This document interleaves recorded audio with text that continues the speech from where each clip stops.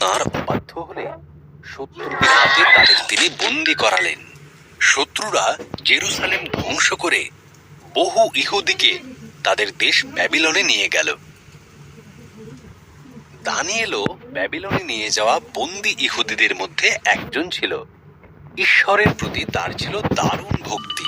দিনে 3 বার সে ঈশ্বরের কাছে প্রার্থনা করত। ঈশ্বরের আশীর্বাদে সে ওই দেশের একজন শক্তিশালী নেতা হয়ে উঠল।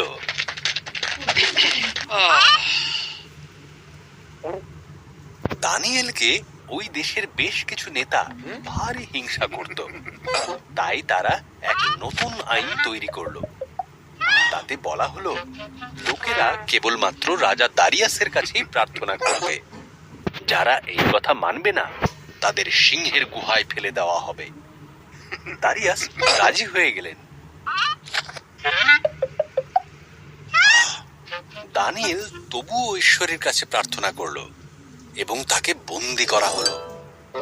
দারিয়াসের দুঃখ হলো, কারণ তিনি দানিয়েলকে পছন্দ করতেন। তিনি বুঝলেন তাকে ফাঁসানো হয়েছে, কিন্তু তিনি আইন বদলাতে পারলেন না। দানিয়েলকে সিংহের গুহায় ফেলে দেওয়া হলো।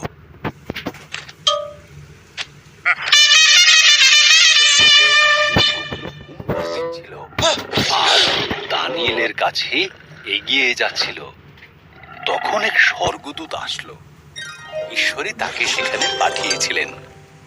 স্বর্গদূত সেই সিংহগুলোর মুখ বন্ধ করে দিল। দানিয়েল সেই রাতটা নিরাপদে কাটালো।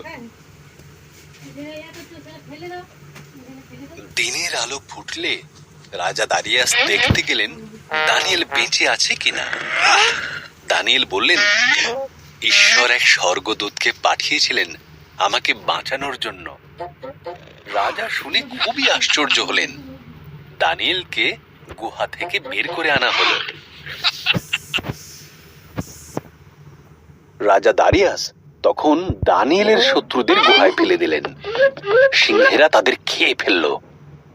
রাজা দারিয়াস তার রাজ্যবাসীকে বললেন তারা যেন সবাই দানিয়েলের সর্বশক্তিমান ঈশ্বরের আরাধনা করে।